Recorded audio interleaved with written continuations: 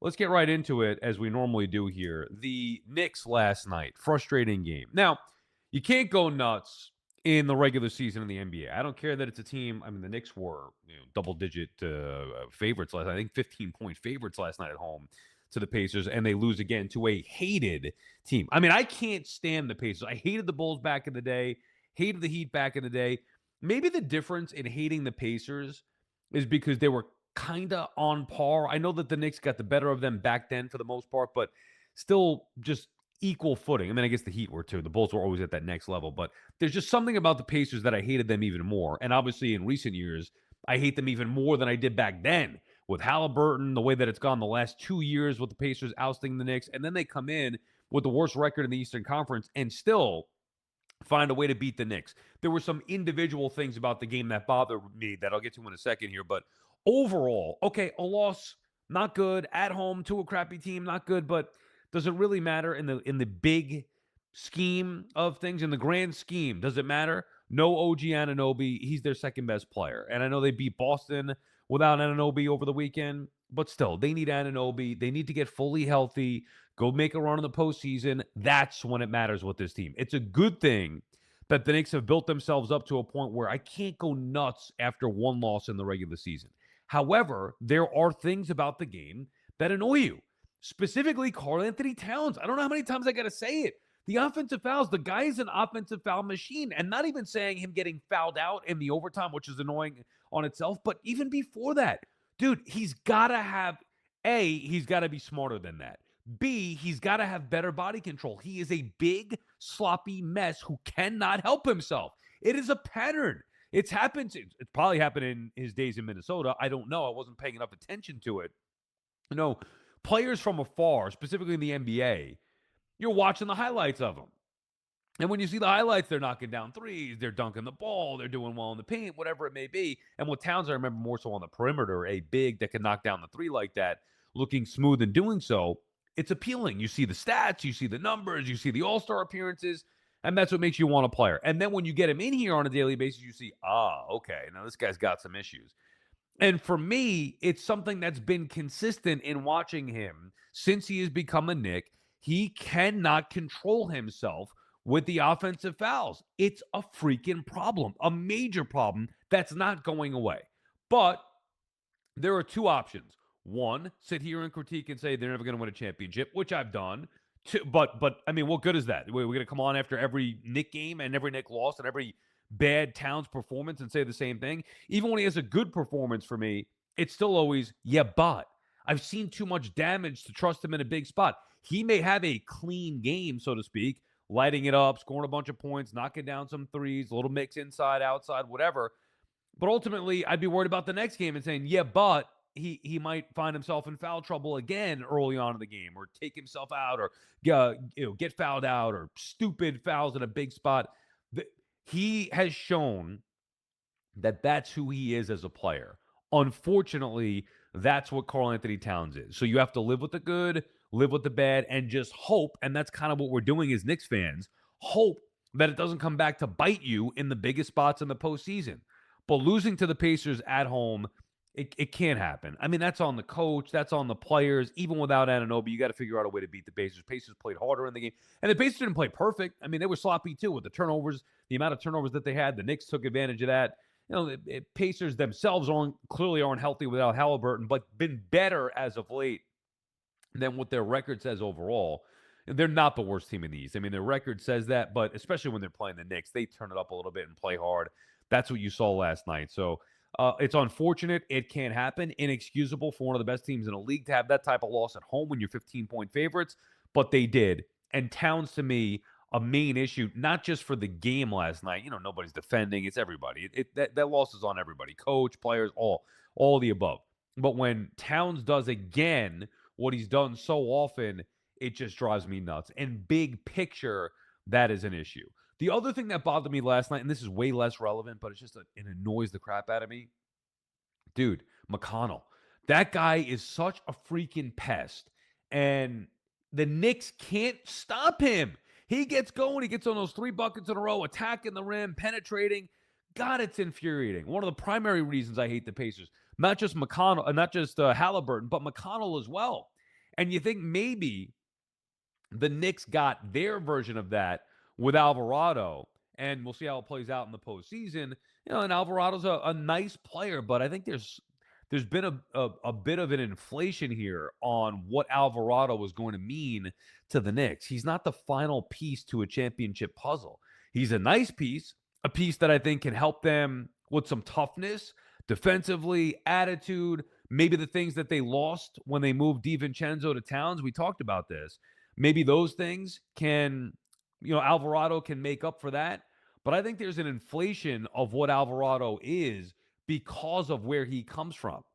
And BT and I used to fight about this all the time. We're not really fight about it, but discuss it all the time. He can't get enough of the guys that play here that are from here. Can't get enough of it. I couldn't care less about it. I don't think it's a bad thing. And I do think it's a cool story. Like when they pan to the crowd and show Alvarado's family there, whoever it is with the jersey on, his parents are there. Great. But I don't care where he's from. What I care about Alvarado is the fire that he plays the game with. Whether he's from New York or Atlanta or Mississippi, I really don't give a crap. I care about the fire that he plays with, the passion and energy that he plays with, the attitude that he plays with.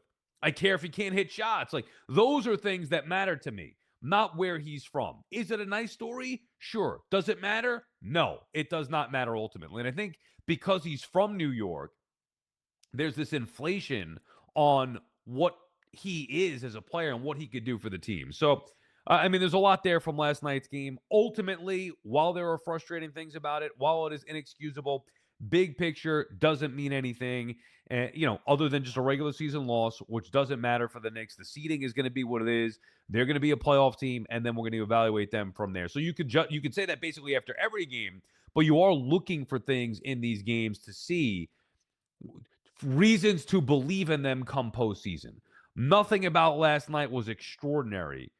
The Towns thing happens all the time. So that's just another reminder of, this guy in a tight game against a team that's going to, be tough like that with the Pacers, even though they're not a great team, with the offensive fouls with Towns, it just drives you nuts. But that's just another reminder of the negative stuff. A matchup that we're going to see on Wednesday night against Detroit, against Philadelphia, where the Knicks got pasted by Detroit, and that's the measuring stick. And Detroit will be the first game that the Knicks play when they come back from the All-Star break here. But a matchup against Philadelphia tonight, a team who, to me, is more dangerous than the Pacers come postseason. Certainly this year, Indiana's not going to make it, you wouldn't think, this year, unless they go on some kind of a run. They're going to be on the outside looking in with the worst record in the Eastern Conference right now. Sixers, a real threat in the Eastern Conference, somebody who I thought could be a threat earlier on in the season, so maybe more of a measuring stick game tonight. Second game back-to-back, final game before the All-Star break, needing to respond off of the loss last night.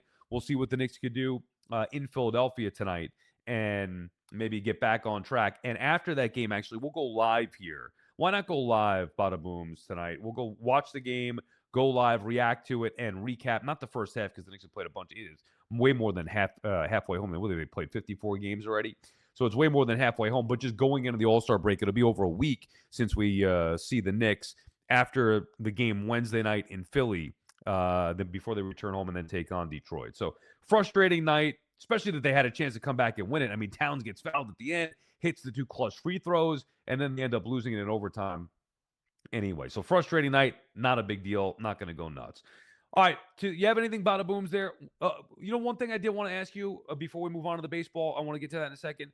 The homegrown stuff that I was talking about with Alvarado, do you get more into that with, or not homegrown, but players who are from the area that play for their team? BT loved it. I don't give a crap about it. Where do you stand on that, Badabooms? I do get really into that. That's one of the big reasons why I'm still holding out hope for Anthony Volpe. And think about, at least to my perspective, one of the biggest stars in the history of my pitiful football team. It always comes back to them. Wayne Corbett. One of the big reasons why he's so beloved is because where he's from. He practiced, but he was really good though too. He was good. Okay, so that's my point. Like, if a player's good, why does it matter where he's from? But Wayne Corbett had a certain ceiling. You know what I mean? He was never Randy Moss. I understand that. I think Wayne Corbett, that's my point. I don't care where he was from or where he went to college. If he went to USC versus Hofstra, but still overachieved and maximized every ounce of ability that he had, I think you love him just as much. I don't think it matters where he comes from. You know, I love Mike Piazza. I didn't love him because he was Italian or because of wherever he came from. I couldn't care less where he came from. I loved him because he was great with the Mets. Same thing with Juan Soto. It doesn't matter to me where he comes from. It matters that, or is he from New York? Who gives a crap? I care that he's good.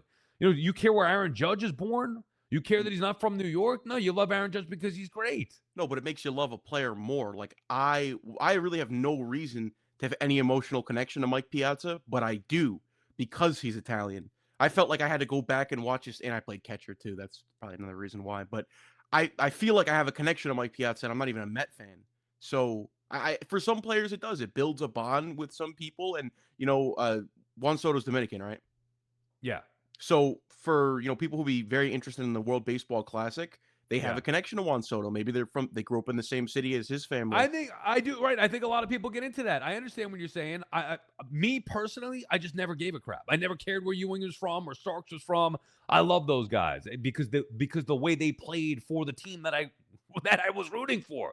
Not because, oh, well, he's a local kid. Like, yes, is it a decent story? Is it a nice story? Sure. I don't think ultimately that it matters. You mentioned Juan, so go ahead. Yeah, go ahead. No, I think a lot of people vicariously live through players too, the same way I do. Like, here's a good example. Well, maybe it's not a good example, but to feed into your point there, I vicariously live through Garrett Wilson. Just the way he puts his heart on his sleeve for the team, the way they live and die with him. I feel like he's kind of the heart, whatever there is, of the New York Jets. He is that. And even when he was here, like Melo, he was a local guy. So I think maybe if Melo didn't go to Cuse, wasn't from New York. You remember the video when Melo first came to New York? Oh, come on. I'm coming home. Yeah, he's not from here. He's born in Baltimore. And I don't care where he was from. That's my point. Was he really from Baltimore? Yes. Really? Yes. My whole life has been a lie. Maybe. I thought he was from New York. Google it. Carmelo Anthony was born in Baltimore. He might have been But he raised doesn't have in the Baltimore. He doesn't have the Baltimore accent, though. Is there a Baltimore accent? Yeah, are you not familiar with the Baltimore accent? I'm not familiar with it. On the Toogie? Scootin' and your Jagalaman? I have no idea what the hell you're talking about. Carmelo Anthony is from Baltimore. Doesn't he have the West Baltimore tattoo on his arm? You've never heard you've never heard the Baltimore accent before? No, I've never heard of that. That's shocking to me, Sal. They have their own Did you language Google in it? Baltimore. I can Google it right now if you want me to. Well, that's why I asked you to. Yes, Google it real quick. Well, that was a great PR thing with Melo because they totally got me. I was convinced he was from like. Oh, I remember the at the Bronx. time, a lot of us like, what do you mean coming home? He's not even from here. Again, maybe raised here. You ruined my sure. childhood. Ruined my childhood here. And Melo was overrated to begin with. Anyway, all right, you could look wasn't, that up. We'll get back to you here.